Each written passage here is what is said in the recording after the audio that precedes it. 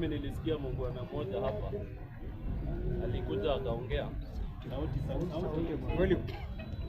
Mimi nilisikia muungwana mmoja hapa alikuja akaongea na akasema kuna ile pesa sha inamkata na inamkata 7,000 Kenyan shillings.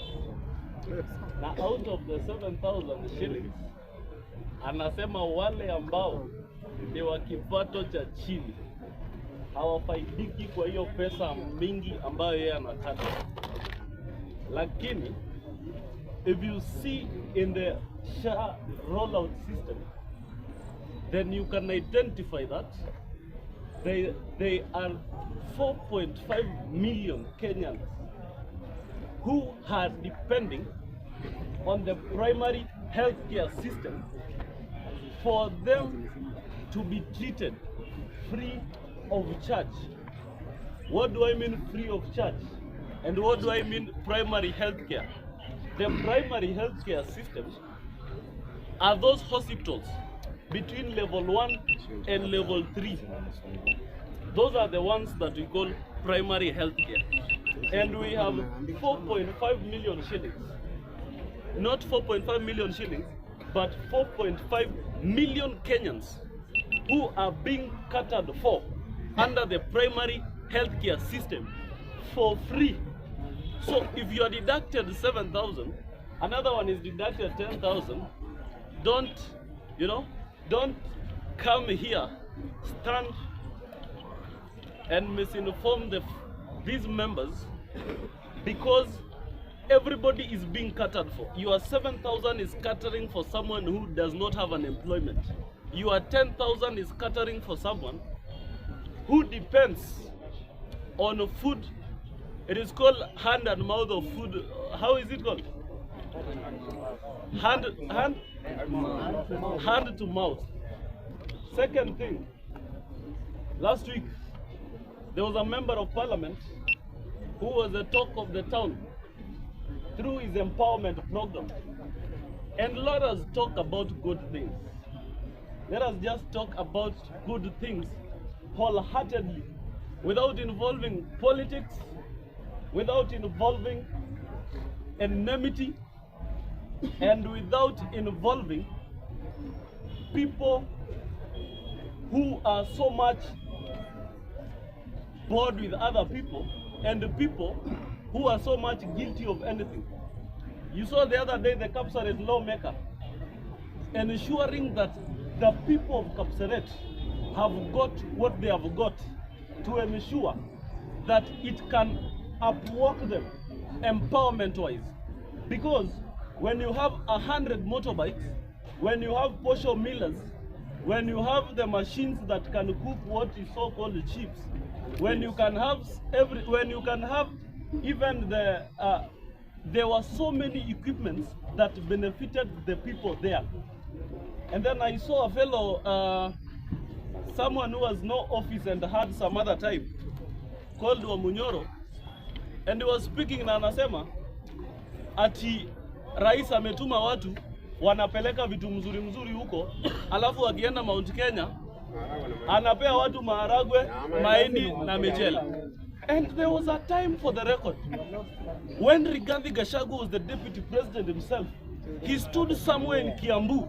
It was in the late evening hours, and he spoke himself, and he addressed the president categorically, and he said, for the people of this region to love you, whenever you are appearing anywhere within a state lodge that is within Mount Kenya region, then open the doors for those people and ensure, specifically he mentioned, and ensure there are beans, ensure there is rice, ensure there is meat, ensure there is everything. So what is the problem if he is speaking about something like that?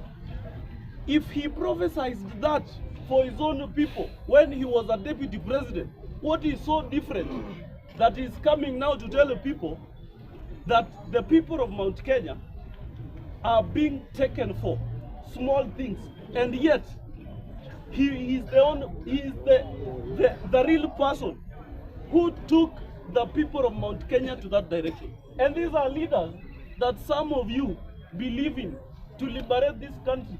Some of you believe on such leaders who are speaking today this way, next week because of some political arrangements. I remember there is also a statement that he made, and he said hii mtu ya Wakamba tumejaribu kuita kuja serikali amefanya nini? Amekataa. So he said that tumeongelesha itupee kiti na amekataa atuletee watu ya Wakamba. So saa hii akianza kuzungusha hii siasa ya cousins, and we know that family related people, a cousin is someone who is related to you. There is no cousin who is not related to you. So he is trying to cannibalize some politics. He is trying to bring some rhetoric that he can only deal with the people who are closely related to the people of the mountain.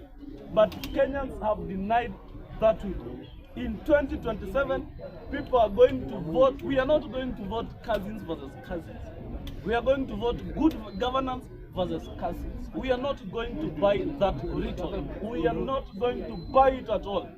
Play that, but we have desisted on buying that agenda. Lastly, there is just an issue that was here at Central. And I want to tell you this. Yes, my time, just 2 minutes or 1 minute strictly, Mr. Speaker. I want to talk about this issue because I believe the same person who died was a young person, and so am I. Yes? Yes, and a teacher. When abductions are being done in this country, you know, most of the time we have mistrust with our national police service. We have a lot of mistrust that we don't trust any information that can be given by the National Police Service.